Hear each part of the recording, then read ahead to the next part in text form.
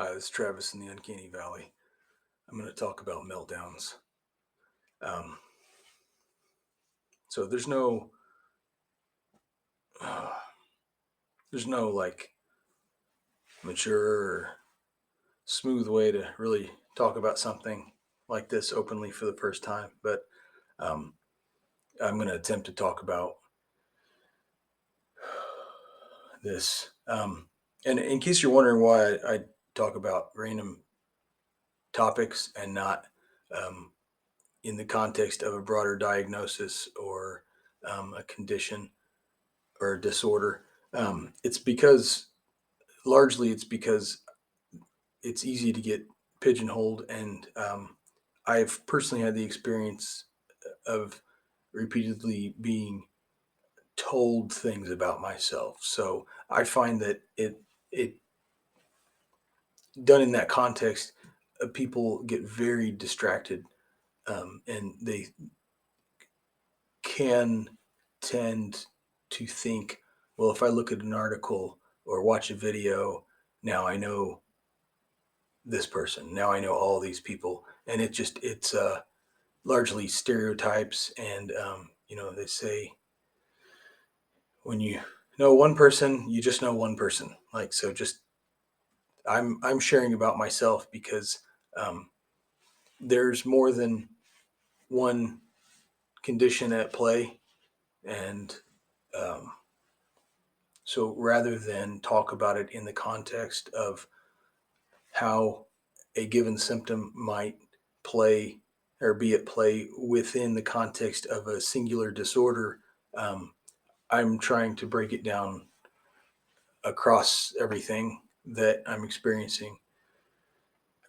One thing I'm comfortable talking about is that I am a highly sensitive person. That is a uh, category, it is a construct, like all psychological things, but it is not a clinical term. It is not a diagnosable condition. It is a construct of symptoms, and I have taken the test multiple times. And the first time I took it, I thought, "Oh, this is weird. Like everything's a yes, almost, except for a couple." I thought, "Oh, okay, so some of these yeses must be contraindicating for it." And sure enough, that is not the case. Uh, I picture it like a mixing board. Even if uh, you had every uh, symptom of that, every one of them is going to be slid to a different degree for each person experiencing it. So there's still a wide uh, range of ways that manifests in each particular person. But so meltdowns for me, I'm not talking about in the context of what this kind of meltdown looks like or what this kind of meltdown looks like. I'm just talking about the topic of meltdowns because it's something I'm just now starting to actually comprehend. Um, I'm 43. This is December 7th, 2022. So, like, one thing I love about learning is benchmarking that so that you don't carry around any level of arrogance around, like, oh, yeah, I knew that. So, like, I like to benchmark. I appreciate the act of benchmarking new understandings so that you can really, that's when you can value that knowledge by doing that, is it's the way I see it. So, um, yeah. So meltdowns, I'll just read a brief thing here. Meltdowns tend to be triggered by sensory overload, communication issues, and or social situations. People who experience meltdowns tend to describe them as a complete loss of control, which, once they're able to reflect, was found to be triggered by a relatively minor stimulus. Um, so, yeah. So I'm just going to, okay, talk about childhood. Um, yeah. Okay. So, childhood meltdowns.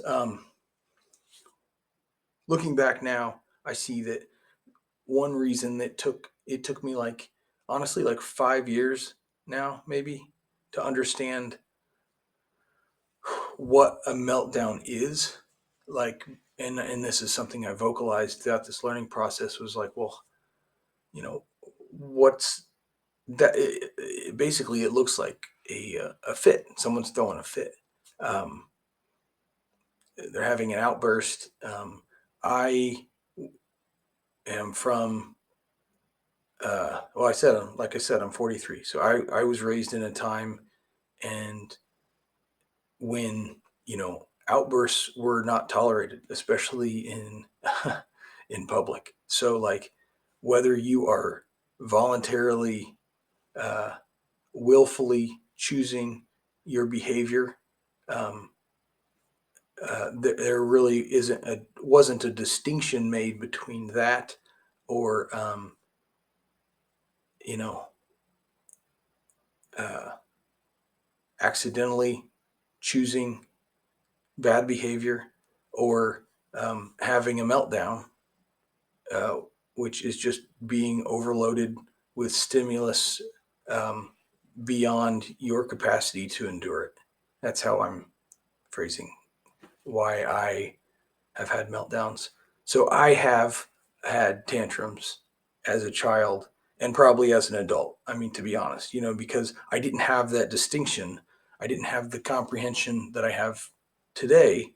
Um, so I can't say that with any integrity, I couldn't say that I've never just thrown a fit as an adult, like never just lost my temper and um, made bad choices. So I absolutely have. What I'm trying to do now is figure out and validate the fact that I have had meltdowns and all of the stuff that went into that. So yeah, I mean, in childhood there was no distinction, there was no um, allowance for stimulus being more than you can bear. And I can't really think of a lot of examples just because it was you don't regardless of what your driver is for why you might be behaving a certain way, that was not relevant. Um, in early adulthood, like however you handle yourself as an adult, I mean, that's just whatever, that's what you incorporate into your personality, your demeanor, all that stuff. So, I mean, you're going to start paying a higher price for how you act with people and how you act in public, especially. Um, so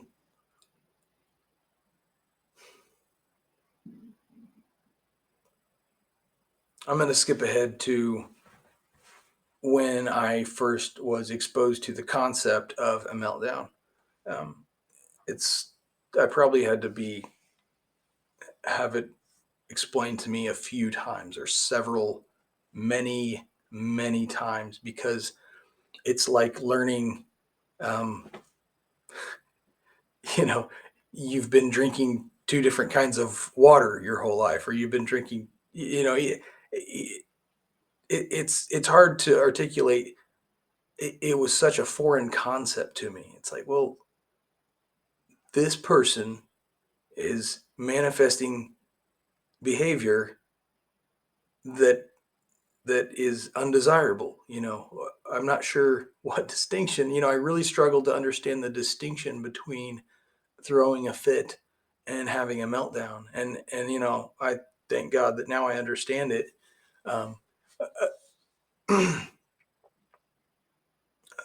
a big hurdle um, in my process to understand what I was going through, and subsequently what um, what I see children experiencing that are having struggles is that I was told explicitly that um, in my attempt to relate to it, I lack empathy. I lack experienced empathy. So I needed to be able to find a path where I could sympathize with that and not having my experience validated to this point in my life with regard to meltdowns. I really struggled to get there. So I asked things like, well, really fishing for situations where I could understand and back into, oh, so that's a meltdown. And it was by trying to do that where it's like, well, okay, well, so when I'm in a conversation and it might be at a social gathering, and the TV's on in the background and there's kids yelling and running around the house and all this stuff, and I'm trying to have a conversation and with someone, and keep an eye on the kids and all this stuff. It's too much, and then someone wants to talk to me. It's like, okay, well, I hold on. you know there's there's so many. It's really hard because there's so many situations where I would have, I'll say, mini meltdowns where I would just like snap, kind of just to set the bar, like, okay, I'm not going to operate in this situation under these terms. um, and really, it, it was it wasn't that I had like, uh, you know 6 major meltdowns a year where I just like lost it. It was mostly that I would have 20 mini meltdowns, and it was where I was being overwhelmed with social stimuli and sensory stimuli and cognitive stimuli, and my spoken needs for lowered stimulus were not validated. They were disregarded, often openly, to where I had no depth of experience to draw from when trying to understand what a meltdown was. It's, well, how is it? Then is it like this? When I'm um, at a public, a children's museum or something with a thousand kids there, and all these sounds and these different displays and exhibits, and I'm having to be engaged uh, through the stimuli, and that's a really big part of it, because the a key difference for me is if I'm able to um, disassociate or disengage with the stimulus that's happening, especially auditory. If I'm somewhere that's simply loud and it's a just a loud ambient sound that's happening, I can tune that out by disassociating, and also by focusing on the thing that I wish to focus on, that's actually there and that's actually happening. But when you're somewhere with hundreds and hundreds of people, and one of the things you're listening for is the voice of people that you're with, or your kids or something like that. You're having to constantly filter through all of the metadata, and you're not just on, you're, in case you're needed, you're on nonstop, you're on full blast. You're taking in all the data, and it's just so much. And and uh, and then people are wanting to talk with you, and you're having to deal with the whole verbal and nonverbal things that are part of a social interaction, while trying to mask and work your way through that as normal as possible, while actually trying to keep an eye on the kids, and wondering like how this other person is able to not keep an eye on their kids and just be calm that their kids are running around and hundreds of feet away or out of sight. And um, I'm rambling, but there's no end to. Yes, I'm definitely rambling. I think I'm trying to avoid the awkward parts of this a little bit, just because it's a really hard topic. When I'm required to engage and it reminds me of being at work where I'm detail oriented and I'm thorough. And I've had many instances where I've been selected for tasks because of how thorough they know I will be, and how my attention to detail and my insistence on quality and stuff like that. But it's always, or not always, it's very often done with a sense of, sometimes even the words are said like, well, just, do a good job, but don't overthink it. And what they're saying is, we want the end result. We like the end result that you produce due to your overthinking it, due to your being thorough, and due to all that stuff. But we want the end result, but we don't want the whole process that you do to get there.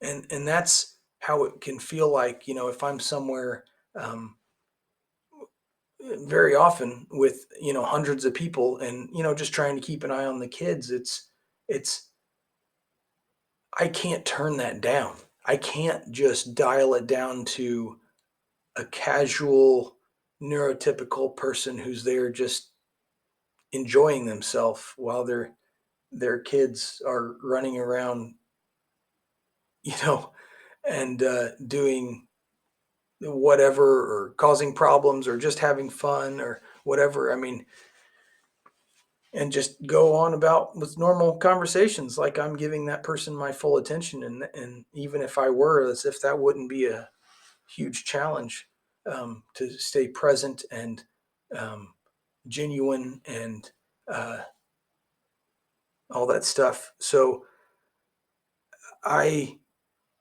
there are just so many avenues to get to a meltdown. And when you're told the reason that you're not allowed to have meltdowns is because you're an adult, that really for years fed into my upbringing of, okay, so it is willful behavior. Like, I'm expected to not ever have a meltdown. I'm socially, uh, and in family groups, it's expected of me that I can endure being overstimulated through all of my senses beyond my stated capacity to endure. And then what? Like, I'm saying, I can't take this. I can't do what you all do for the period of time that you all do it. And it's hard to know that, um, the words, because you can't do this because you're an adult, like, that's totally passing it off as if meltdowns are willful behavior. But um, so that's why it took me so long to understand that when children are doing it, it's not willful behavior, because when I'm experiencing this, it's not willful behavior. So, um, I there have been times, especially recently, where I have been shown compassion around my borders. But I don't know that I would ever be, uh, given my age and the ages of the people that I spend time with, um, and their capacity to know and what a meltdown is. I don't know that I will ever receive compassion should I have an actual meltdown in a social group. I say this not to deride or to be derogatory about my friends and family. It's just that that's a huge challenge. I mean, I've experienced them and witnessed them for a long time, and I'm just realizing that it was from known social and and sensory overload. And it was things that I'd stated, like, these are known limits that I'm exceeding. It's like going past E on your gas tank, and you're like, why'd you run out of gas? Like, just don't run out of gas. Like, no, keep driving, just don't run out of gas. And so, while I'm doing much better at not saying half truths about like when an event will, when I know an event will be, or a road trip or a vacation will be more than I can handle on your terms, instead of just saying, oh man, that sounds too exhausting. I'm better articulating why that's too exhausting. I'm trying to better articulate that I am not merely talking about physical exhaustion. I am not saying I'm going to be tired in the sense that I need sleep to recover from it. But in lieu of compassion in situations where I would not receive compassion, I what I can do on the front end is I am doing better about enforcing stronger boundaries. So, when I that's because that's something I can do on my own. And by doing that on my own, more and more frequently, I'm I'm better understanding uh, what causes all my meltdowns, and how it's not better to just have a lot more mini meltdowns than it is to have fewer big meltdowns. It's all just indicating how well you're dealing with yourself as a person and the way God made you. And there's nothing wrong with uh, having to wear earplugs in public. I have really, really discreet earplugs, and there's nothing wrong with that. And I wear discreet ones just because I don't want it to be uh, a distraction. Like I don't need that. But what there is something wrong with is not doing my best um, to understand the boundaries I need on stimulus, um, to speak those and just continue to offer up that opportunity for people to respect those boundaries. Maybe they're just maybe they're still 5 years away from recognizing that, um, because you're an adult isn't a valid reason to say that I should never have a meltdown. Maybe they're 5 years away from being able to show consistent compassion for. Maybe it won't be for me. Maybe through me doing this, they'll be able to show that for another friend or relative or coworker or something. But I can enforce those stronger boundaries too. So I can continue to explore them internally, and like this, which is my where I flesh out my thoughts, and um, to offer up those uh, needs, those needs I have for limiting myself, and just notifying people very casually and nonchalantly, like, yeah, I'm gonna be taking a, a break for about 10 minutes because I get overwhelmed, and people are wanting to talk to me, and it's a party, and this isn't what I do to relax. This is I enjoy it. I like all you people, and it gets to be too much, and I just need a break so that I can come back and enjoy it. Maybe take a 20-minute break, and kind of let the griddle cool off so we can come back into operating tolerances. Um, but then to just enforce those stronger boundaries, because I don't have to have meltdowns. It might be that I really have exceeded a known limitation, a stated limitation. It might be that I exceeded a stated limitation that no one else in the room would give you grace or compassion about having exceeded that. But like it's only through exploring um, my limitations that I'm able to have and state and maintain those boundaries. So hopefully hopefully you are able to show people grace that and compassion and understanding who are experiencing. Maybe it's not a sensory overload. Maybe it's a cognitive overload.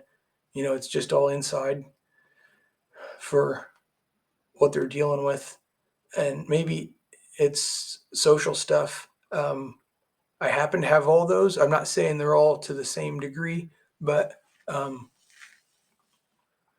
yeah. So that's where I'm at. I'm getting to where I understand this stuff better, and hopefully, this isn't any kind of medical or psychological advice by any stretch of the imagination. I'm just meaning to show a way that I am trying to work through my struggles in a way that's not as rigid as some diagnostic, uh, clinical tools might prefer it to be described, because our struggles aren't in any textbook anywhere. You might watch videos of people describing the way that people with this disorder are, and they're describing someone that has all the symptoms to the nth degree. And it can feel invalidating when you hear symptoms that uh, don't align, uh, or you have the opposite. It's talking about a deficiency where you have a proficiency, or vice versa. And don't get distracted by that stuff. Just figure out what your symptoms are, and it'll be some, honestly, it'll be some beautiful constellation of stuff that you need to embrace and deal with, so that you can um, figure out how to get through life in a more loving way. It's not about settling on a single or uh, diagnosis that captures everything about you. Because if they had those, then that would be kind of anticlimactic, maybe. I don't know, but yeah, that's it.